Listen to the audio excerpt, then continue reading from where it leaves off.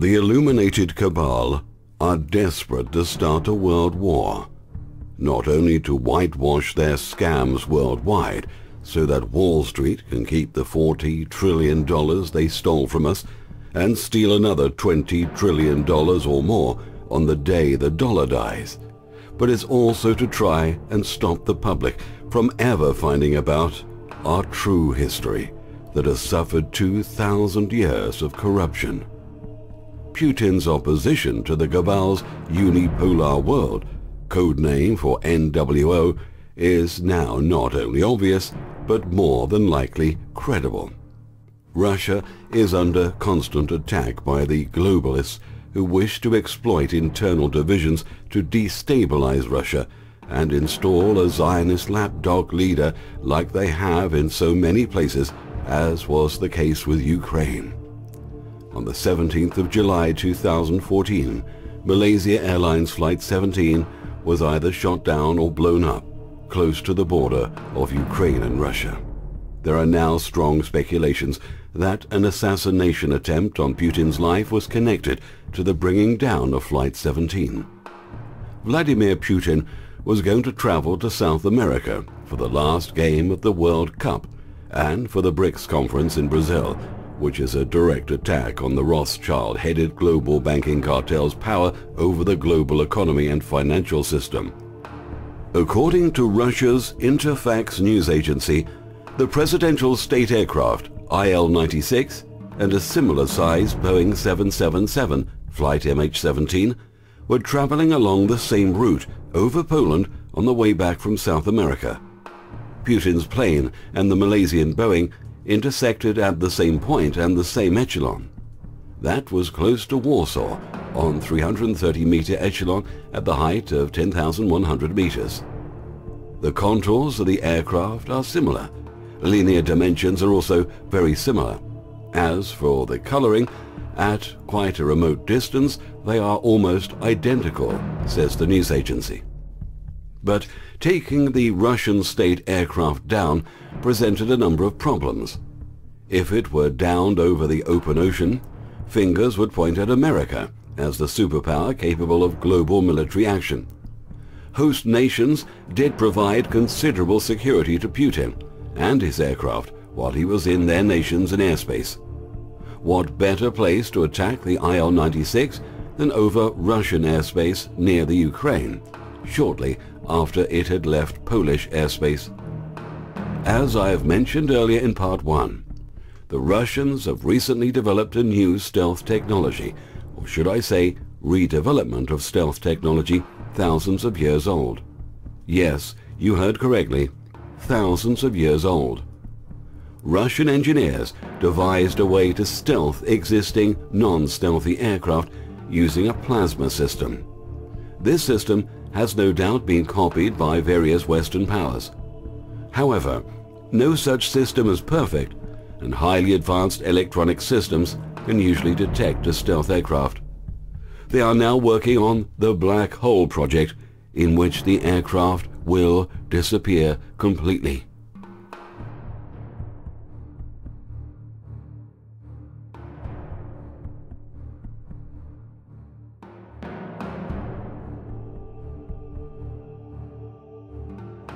ECM stands for Electronic Countermeasures.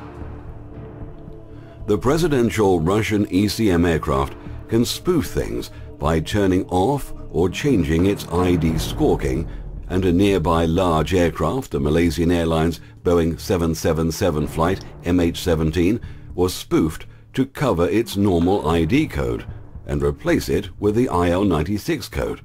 That probably led to the deaths of 295 people on that Malaysian Airlines flight. The Russians at this stage have no advantage to outing the true story. Another conspiracy going around is that the plane was filled up with dead bodies due to the composing of body parts. Let me tell you, if a plane explodes at 33,000 feet and people are plunging down at that altitude, they would turn blue and look bloated from the freezing temperatures and the impact.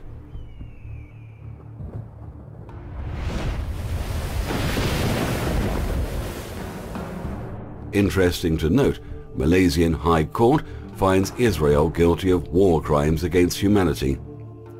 The US Zionist, globalist-supported and funded coup against the elected Ukraine government and the resulting conflict was a calculated effort to draw Russia into a war over the Ukraine and thereby tie it down in order to allow Netanyahu a free hand to create his long-sought general Middle East war. Putin has proved to be a brilliant strategist and not easy to trap. Now once again the worldwide cabal-owned media has put the blame on Putin as the bogeyman. The bought and paid-for globalist Zionist-owned political whores have made careers out of selling out America and Americans. Despite the conclusion by US intelligence that there is no evidence of Russian involvement in the destruction of the Malaysian airliner and all lives on board, Washington is escalating the crisis and trying to shepherd us towards war. At the same time, they present Russia with an ultimatum. Either you let us destroy the part of the population that is ethnically, culturally, and historically close to Russia, or we introduce sanctions against you. This is a strange logic and absolutely unacceptable. This type of logic does not work well with Russia. The recipes used regarding weaker states fraught with internal conflict will not work with us, said Putin. Our people, the citizens of Russia, will not let this happen and will never accept. The ABM system, installed by NATO in Poland and inevitably in Ukraine, is an offensive system. Russia must be prepared for war.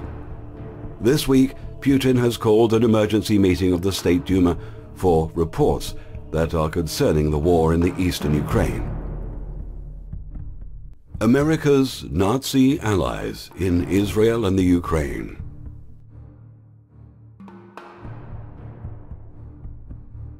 The Cabal Zionist forces have not been able to defeat Syria in spite of the billions of dollars poured into the battle by the West and Saudi Arabia and some of the Gulf Cooperative Council nations. ISIS is controlled by the CIA RAND Corporation from headquarters in the US Embassy in Ankara, Turkey. There is a military contractor called ISIS that offers services in such areas as role-playing, exercise and evaluations, human intelligence, special operations, and unmanned aircraft systems, among other things. Most of their offices are either in the Middle East or the United States, and it is a pretty good guess they got the contract to carry out Operation ISIS in the Middle East. ISIS is a PR exercise to bring terrorism into a branded, packaged presence, which is the normal purview of corporate marketing and PR. ISIS is an Al-Qaeda offshoot.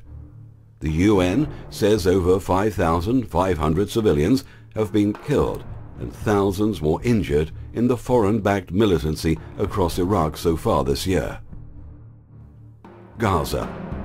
The 3 Israeli teenagers who had been missing for weeks were found dead in a pit in the West Bank. 2 were 16 years old and 1 19, last seen hitchhiking home at a junction near Hebron. Israel claims that 3 young men were kidnapped and murdered by Palestinians. There are many unanswered questions about how these murders occurred or who is really responsible.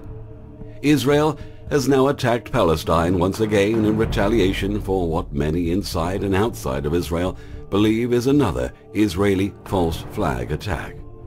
According to Barry Chamish, top Jewish writer and analyst, this is a definite false flag. Many also believe that there is good reason for assuming that Israel is falsely blaming Palestinians in order to justify the taking of more Palestinian land and an excuse to advance their eugenics program to depopulate Palestine of Palestinians.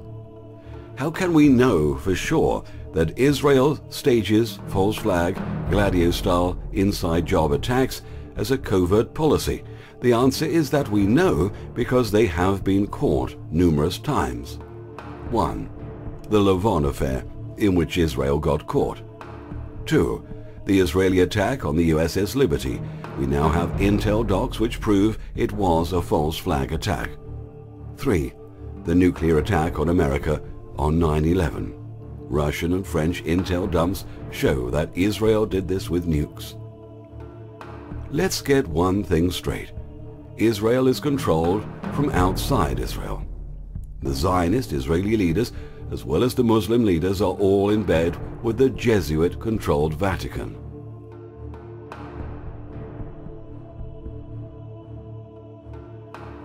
The propaganda that Israel is only protecting itself against defenseless people, killing women and children, hitting hospitals, schools, and a UN refugee center is simply unacceptable. The Israeli military is using freshet shells, which spray out thousands of tiny and potentially lethal metal darts in its military operation in Gaza.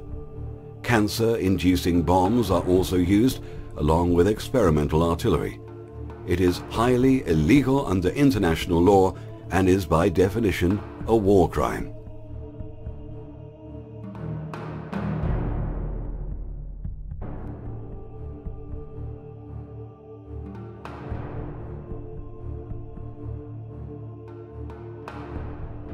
America keeps sending untold billions and billions to Israel in spite of the blockade and multiple wars against mostly the civilian population, and at a time of economic depression is ample proof that Americans no longer control their nation.